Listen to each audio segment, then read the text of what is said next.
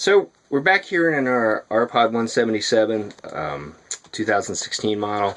We had a little issue with the bed in the back, and let's see if I can get that into focus. Right kind of along this line where the wall is underneath the bed that separates the interior storage and the exterior storage. This on one side was a little high, and it created a little bump in the bed, and you can actually feel it through the mattress. So I'm going to use this level here just to show you how much this was out. And this is not, I'm not using it for level, I'm just using it as a straight edge. So that distance there is about 1/4 of an inch if I push it down on the other end. So it's got a little high spot. I think the best way to do this would be to actually unscrew this and lift it up and plane the support that's underneath here down, but then you have also the paneling that's on the face under here, and it's kind of a little bit of a hassle. I'm going to do a little quicker fix, and that is that I have some little plastic shims, and let me get one of those and I'll show you. These little plastic shims that were left over from a flooring project, and what I'm going to do is just kind of unscrew this edge, and we'll stuff these under and try and smooth out the curve that's in here, and then hopefully that'll take away the problem. So the other thing I noticed when I got up here was that pulled the mattress off, was this back piece is not screwed down. It doesn't seem like you would really need access to the pass-through storage from above, especially since you'd pretty much have to take the mattress out to get to it. So we're just going to go ahead and screw that down. It'll keep it from vibrating and rubbing against the walls. Alright. So I went ahead and pulled out all the screws on this front panel of the bed on the Rpod 177 here. And as I've gotten down here, I realized that this has the paneling in front of the frame has pretty good lip on it. So what we're going to try to do is, I think I'm actually going to go ahead and hit it with some sandpaper and just try to get it down. And hopefully that will solve the problem. I won't have to shim up over there. Should be easy enough to do. But I thought I'd take a look over here and just see whatever was under here. You've got your heater over here, your water lines, your hot water heater right here. This is your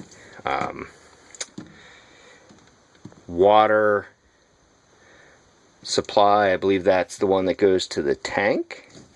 And then I think that's just a vent line for the tank.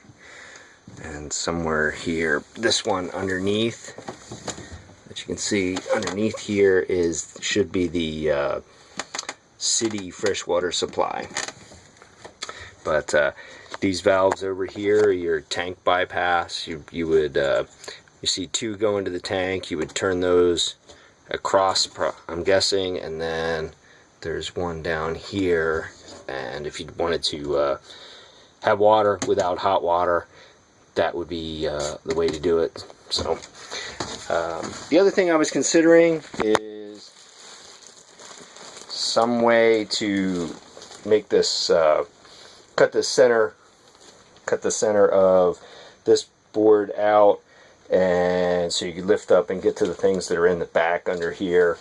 I don't think I'm going to do that, because as I'm thinking about that, if I cut that plywood, that's only about 3/8 inch plywood, and when weight is here, it's going to deflect and move, and you're going to end up with the wave in it that we were initially trying to avoid. So I mean, you could go up to a heavier grade of plywood, then you're adding more weight to the trailer.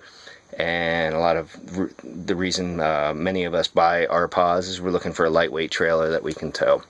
So like I said, I'm going to go ahead and sand this down, and hopefully that will resolve the issue. And I'm going to work on that and be back in a minute. So I got this the edge of this paneling that was a little high that was all through here. I got that smoothed down, and actually what I used that worked really well was an old Stanley Surfform file, or not a file, but anyhow, Stanley Surfform. I don't really know exactly what to call it. And that works good on the end grain of the paneling that's there. So I did that, and I test fitted again, and then I realized that this board that runs across here was a little high, so I just took a hammer and tapped that down. I've put the board down and tried it out, and it's pretty good, but it's still got a little bit in it. So we're going to go ahead and I'll cut some of those plastic shims I have, and we'll put a couple in there, and I think I'll just put a little glue underneath them, or maybe some small screws through them just to hold them in place.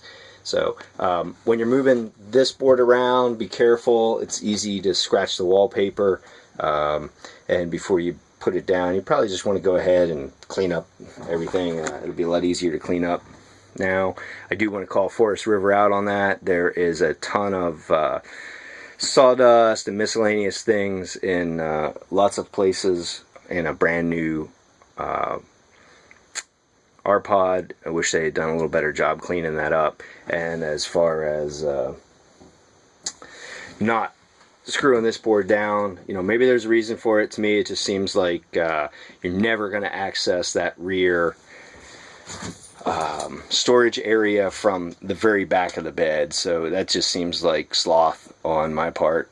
I'm sorry, on their part, and you know, 2 screws keep it from bouncing around. Alright, so I'll show you what the shims look like here in a second. Alright, so we got the shims in. I've got my, you know, level in here is a straight edge, and we seem to have eliminated that high spot. Just want to make sure that you're not making another one over here where the seam is. And I actually had to put shims in that were about maybe 3/16 of an inch, so that's pretty considerable. That it's out that much, and you can see I've just got them laid in there right now.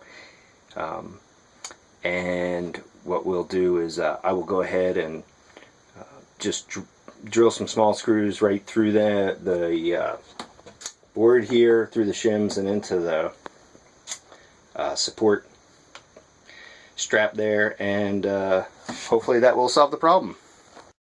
So, all finished, everything screwed back together. You can see the black spots there are the wedges we put in, and it's a lot more straight across there with no rise here where the edge of the bed was. So thank you all for watching. I hope somebody found good use in this information, and happy potting to everybody.